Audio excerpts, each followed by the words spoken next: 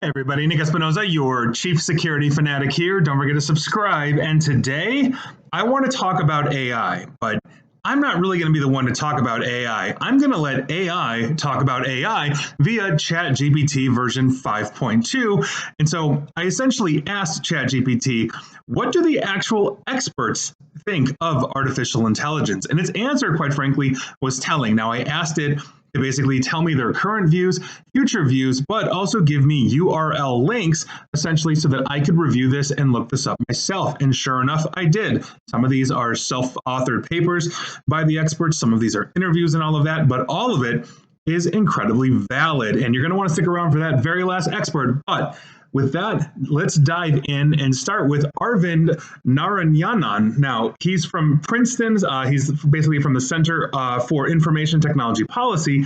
And his current view, according to ChatGPT, and I would agree with it after, again, reading up basically on a lot of his work.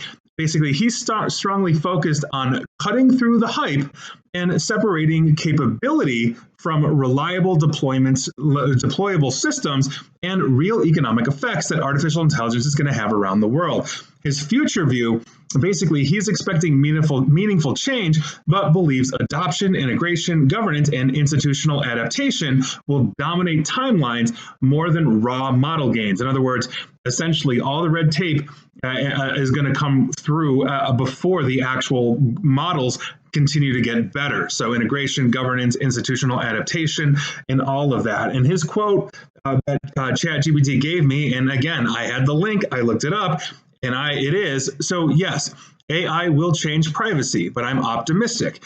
Through a mix of laws, norms, and technology, will adapt, end quote. And I thought that was actually pretty interesting. Next up is Percy Liang out of Stanford University.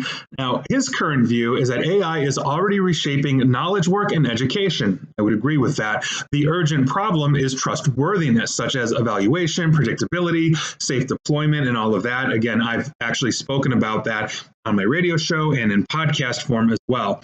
His future view, though, is that he expects AI to become the ubiquitous co-pilot in the non-Microsoft sense of the word, but argues that society must redesign the learning outcomes and oversight around AI's presence. And yeah, I think that makes a lot of sense. It's fundamentally reshaping how we think and approach problems. And so by virtue of that, our education is essentially basically gonna change alongside with it. And his quote is, and not all of them have quotes, but his quote is, AI will transform teaching and learning. Let's get it right, end quote. And yeah, I completely agree. We really should. Now, the next one is Timnit Gebru. Basically, he's from the DAIR Institute. He's formerly basically Google Ethical AI, basically the head of that. His current view is that he emphasizes structural harms such as AI opacity, labor and data exploitation, bias and incentive misalignment, as well as large-scale deployments, basically quite frankly, really dropping a supercharger into things like misalignment of incentives and all of that. Now, his future view, interestingly enough, is he advocates for slow AI and deliberate governance. He prioritizes community power, accountability, and impact assessment over acceleration.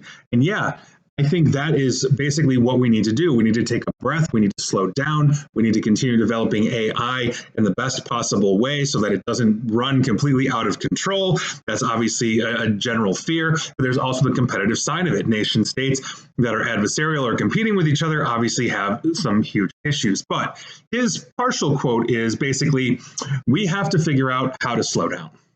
And I think that's correct, because if we don't come together on that, we're going to have a lot of dichotomy out there, and I don't think that is good. The disparity is not going to be good. Next up is Emily M. Bender from the University of Washington. She's also focused on linguistics and NLP critique. Now, her current view, and basically she is arguing that large language models are routinely mischaracterized as understanding, and that market-driven anthropomorphism causes policy and procurement failures. And yeah, I think that's true. I actually get into basically discussions with people that ask me my opinion on this, like, what do you think about the whole AI thing? I'm afraid it's going Terminator, all these different kinds of things. And while we joke about that, there are some real challenges and answers there. Now, her future view is essentially this. She wants tighter, basically claims. She wants tighter claims on discipline, transparency, and basically a stakeholder-centered design. And she warns of social and economic costs and synthetic test degradation. And I think text, for the record, degradation. And I think that's absolutely correct. I think we're already seeing a lot of those things right now. In the same way that social media moved fast and broke things, thank you, Mark Zuckerberg, I think AI is heading down that road as well. And quite frankly, I think that's great. And her quote is simply this: chatbots are like parrots. They repeat without understanding, end quote. And I think there is some serious truth to that.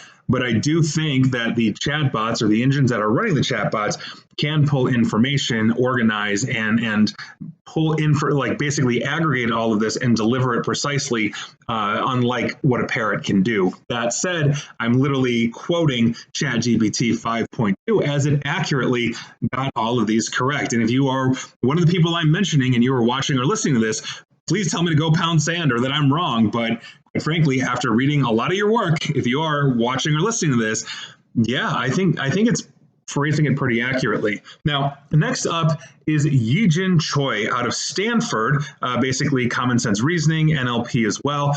Now, his current view is basically he thinks that today's models are simultaneously impressive and brittle, but a major gap here is common sense and robust grounding. And for the future, basically, Yijin expects progress, but warns against blind scaling and against assuming web-scale text yields safe and reliable judgments.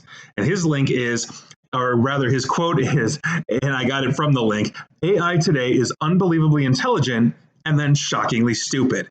And yes, I think we've seen plenty of examples of that as we've been developing AI over several years, since about 2022, when LLMs really became a huge thing that everybody was interacting with, aka ChatGPT exploding all over the place. But yes, I've seen it do some absolutely brilliant things in terms of figuring out or deciphering problems I've thrown at it. With the same token, very sycophantic. It has made some very bad mistakes, not to mention all of the hallucinations and all of that. So here we go. Next up is Daphne Kohler of Stanford. She's a professor emerita and also AI and computational biology expert. Now, her current view is she basically sees the most transformative near-term impacts in biology and medicine using AI to industrialize discovery. And I think that is something that, yes, we are really starting to see. There have been studies by Pfizer and some of the others where they had the AIs try to essentially create models, and it blew a lot of the researchers away from everything that I've read about approaching it in a way that most humans, or any human possibly, wouldn't. So I think she's really on the right track there. Now, her future view is that she expects AI biome convergence to reshape drug development while stressing scientific validation and real world evidence. And I think we are starting to really see this. It's not just programmers building software that are using AI coding. It is biotech as well, and biomedical. So I think this is a huge one. And her quote is simply the convergence of AI and digital biology. And quite frankly, I think she's right. I just don't know how long it's going to take. A few years, tomorrow, 10, we'll see. On top of it, we have Melanie Mitchell, basically out of Santa Fe Institute, and AI and complexity expert. Common sense skepticism is kind of her mantra here, but her current view essentially highlights, quote, competence without comprehension, end quote. Basically, those systems can look fluent while lacking reliable reasoning and understanding. I just talked about that with another one of these experts previously. Now, her future view is that she is skeptical that scaling alone yields AGI, artificial general intelligence. In other words, an AI that essentially thinks really, truly like a human. She argues that humans must remain in the loop for consequential decisions. And yes, especially when it comes to things like autonomous weaponry, drones, all those kinds of things, I think it's so unbelievable that there is human intervention and also a human kill switch that cannot be overridden by an artificial intelligence. And her quote is, seemingly sentient AI needs a human in the loop. And yes, I 100% agree with Melanie Mitchell on that one. Moving on, Stuart Russell of UC Berkeley, expert in AI alignment and control. His current view is that he believes the default, quote, optimize is a fixed objective paradigm is inherently unsafe at high capability levels. And his future view is basically he's pushing for provable beneficial AI systems, uncertain about human preferences and constrained by oversight. The artificial intelligence would be, and I think that's a very important one as well. And his quote is, "There is really no analog in our present world to the relationship we will have with beneficial intelligent machines." And yeah, I think that is a really good quote, because there is no real analog, at the moment. And I guess we'll see how AI develops and where it develops into, but that makes a lot of sense. Moving on, there's Andrew Ng from Stanford. Basically, he's adjunct historically, deep learning, machine learning, education expert. His current view, that strong pragmatist basically is the name of the game here. AI is a general purpose technology with a large near-term return on investment when paired with good data and workflow redesign. And his future view is that he expects broad diffusion across industries and often frames AI as infrastructure and not magic. And in many ways, absolutely, it is infrastructure.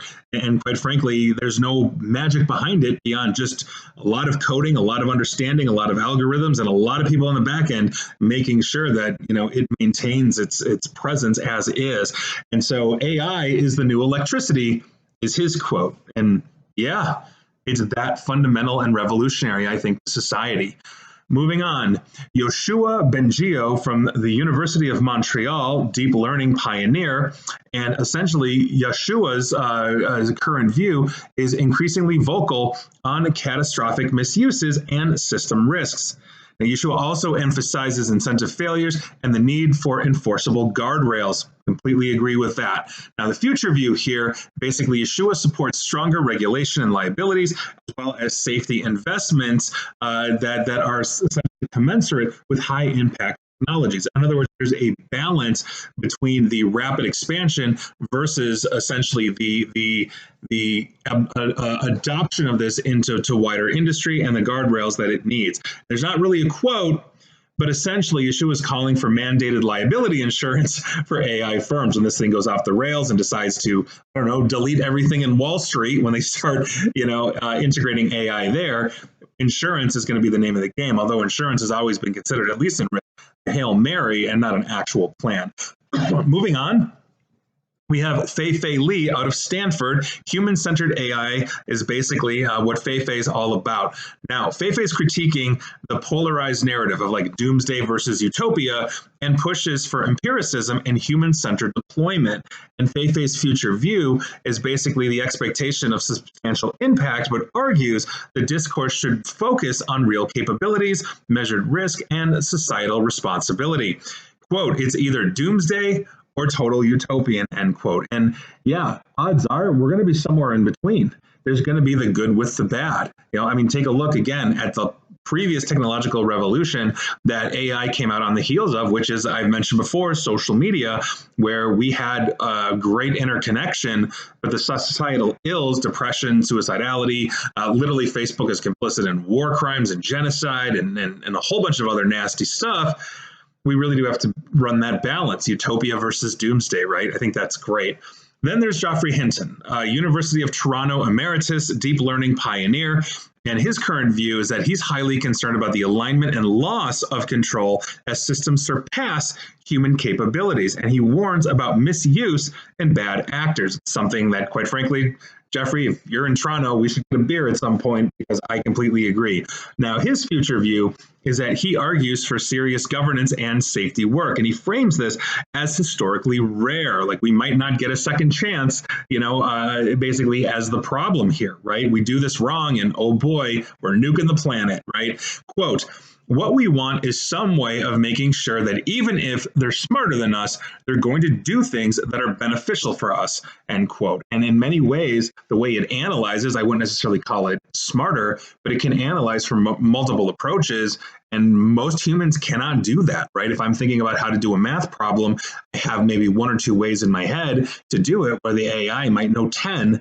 And by virtue of that, can look at things differently. Now, that said, I don't want to rely completely on AI because it's going to start slowing my brain down, warping my brain at some point longitudinally. I want that analysis myself, but it's an interesting perspective to take. Then there's Yan LeCun of NYU, and also the former Meta chief AI scientist and another deep learning pioneer. Now, Yan's view is simply that strongly anti-AGI hype basically is basically very against AGI, is what I should say, the hype around it, not necessarily AGI itself. So Jan focuses on missing ingredients like world models, reasoning, planning, persistent memory, grounding, all of these.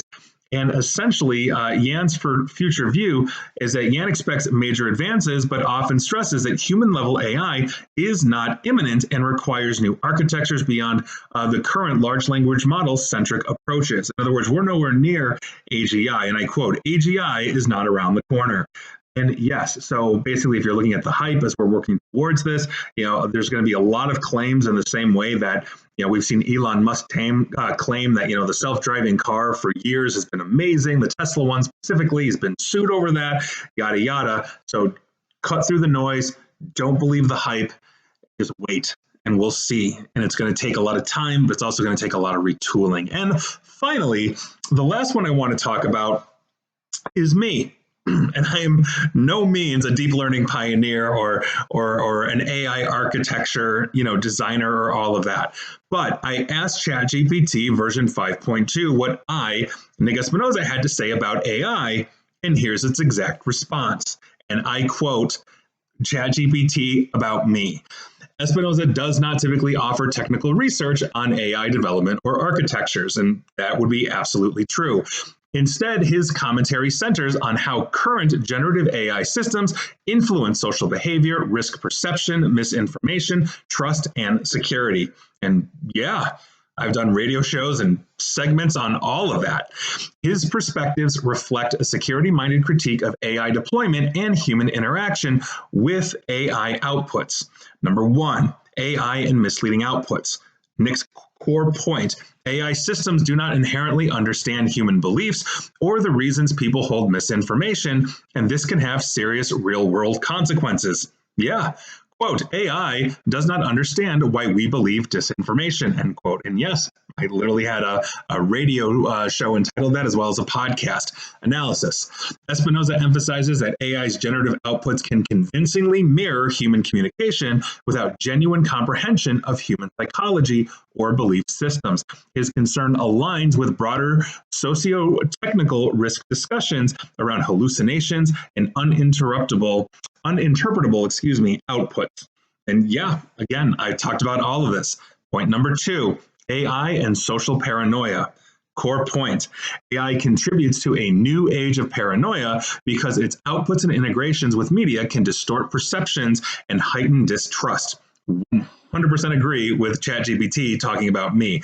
And basically the proof of this, or my representative content, are video titles that have been attributed to my various channels. So, and this is actual titles I've got. AI has entered us into a new age of paranoia.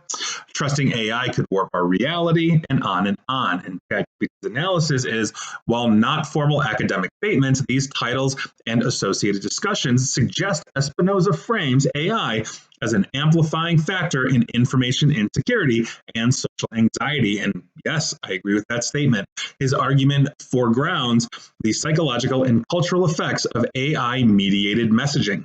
And yes, I would agree. And the third point that basically ChatGPT thinks I make is philosophical questions about AI agency. And my core point, apparently, Espinoza has engaged in discussions about whether AI should have rights, indicating exploration of ethical and legal questions about AI autonomy. And yes, I've done segments on that as well. This is something that we're going to have a future discussion on. The content, basically, that it pulled out, that I've been putting out there was a radio show of mine entitled, "Should AI Have Rights?"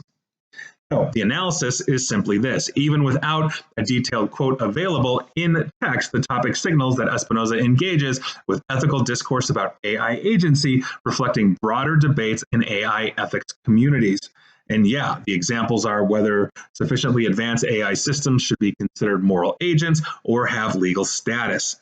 And then there's my general tone and risk orientation. Espinoza's messaging emphasizes risk awareness rather than technological determinism. His commentary tends to highlight potential misuse of AI, misinformation risks, and psychological distrust effects more than capability forecasts. He frames AI as an accelerant that can exacerbate societal vulnerabilities rather than a neutral tool, end quote. And yes, basically whoever programs or trains the AI can do exactly that. We've seen social media drop a supercharger, into disinformation that so many people, not just in the United States, but around the world, believe. And when you're viewing AI as authoritative, absolutely, if it's trained to basically give you disinformation or misinformation, and it can be done, go look at DeepSeek. It did segments on that, an entire presentation. That's a huge problem. And apparently, his baseline appears to be, and I quote, AI systems will produce outputs that seem plausible even when incorrect. And this can have harmful consequences, especially in security and public discourse context. And yeah, I completely agree. And so that's what the experts, plus me, the non-experts, think. The non-expert thinks. And please like, share, follow me here on Facebook and Twitter at Nick AESP. And please feel free to subscribe to me at YouTube as well. And as always, stay safe, stay online, and please, please, please, known as a private, informed, and secure.